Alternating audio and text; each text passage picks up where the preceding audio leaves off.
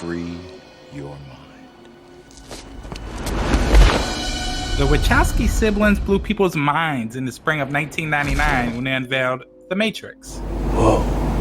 An action film that merged science fiction, dystopian drama, kung fu cinema, and pre-millennium tension, giving us a new cinematic world while popularizing cutting-edge special effects.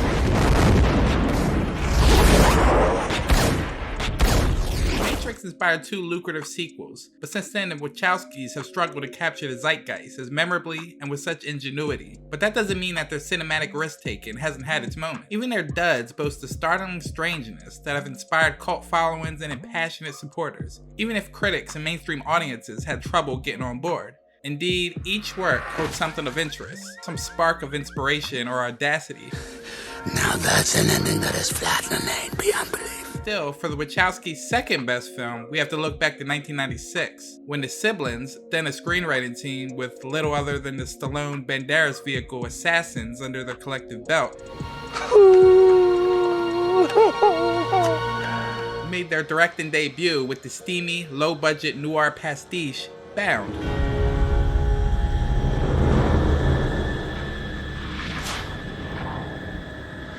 Corky, played by Gina Gershon, an ex-con and professional thief, has been hired to renovate an apartment that just so happens to be down the hall from mafia launderer Caesar and his girlfriend Violet, played by Jennifer Tilly. The job starts innocently enough until Violet begins taking interest in Corky, and the two begin a relationship behind Caesar's back. Finally, getting sick of the lifestyle, Violet confides in Corky that she wants out and to start a new life, and the only way to do this is to steal $2 million of stolen mafia money right under Caesar's nose. Yeah. Before long, Corky concocts a plan and the two set it into motion, but things quickly begin to go very wrong when suspicions arise and bodies start piling up, literally.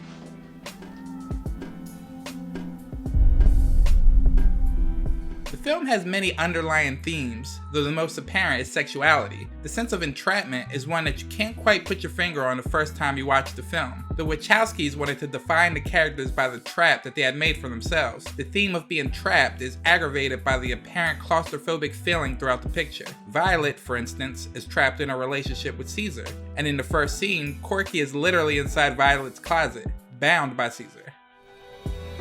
I see what I've been waiting for, but I can't do it alone.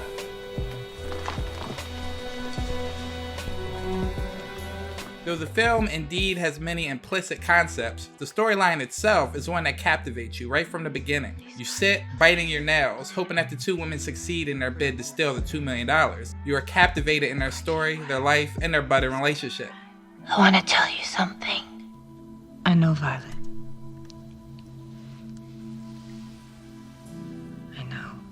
Critic Scott Tobias wrote in his AV Club review, "In the wake of Basic Instinct a few years earlier, and the wave of Shannon Tweed's sexy thrillers that followed, it was hard to take the sexual politics of the Wachowskis' debut too seriously. Other than the evident craft that the first-time filmmakers brought to their neo-noir, how much of a difference could there be between Bound, a film sold on the steamy love scenes between Jennifer Tilly and Gina Gershon, and the edgy softcore of Tweed's Innocent Behavior, or Madonna's Body of Evidence, or Deborah Kara Unger's Whispers in the Dark? This seemed like lipstick lesbianism of the ruby red variety, the sort of classed up exploitation that was being sold every other week to a male audience. Any relationship to how two women actually shared intimacies would surely be incidental, especially in the genre of femme fatale, an archetype where deviousness and sex appeal go hand in glove." What did she do to you? Everything you couldn't. Though, looking back on it, Bound seems to be as genuine as one could get. Throughout the film, we can see the Wachowskis' interest in sexuality and depicting unique characters. The twosome presents lesbianism as more than just the sexuality, and break the lesbian narrative out of its fetishized cage. Tobias continues, in Bound, a lesbian relationship that once seemed like the hook for a showy modern noir now seems like the inverse, a showy noir that traffics in a substantive, empowering look at two women trying to negotiate a man's world. I need you. You don't need me. You've never needed me.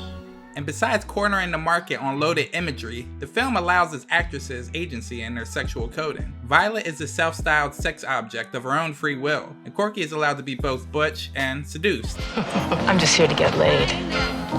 At At this point, it's worth noting that the filmmakers consulted a real-life lesbian for the sex scenes because, believe it or not, Gina Gershon and Jennifer Tilly are straight in real life. Susie Bright, aka Susie Sexpert, was their lesbian consultant, and it said that she basically directed how their sex scenes would run, which is why they're so realistic.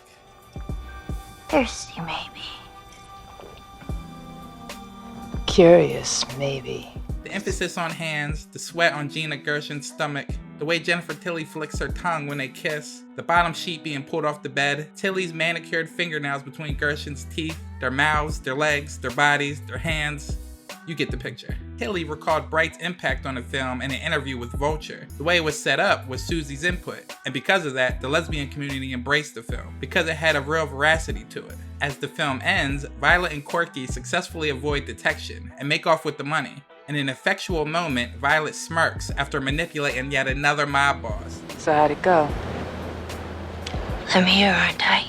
Their happy ending comes in contrast to many other films that would end in tragedy to punish or bastardize similar type protagonists. Instead, Bound ends with Corky affirming the connection between the two. As they both throw their sunglasses on, the song She's a Lady kicks in to celebrate their victory.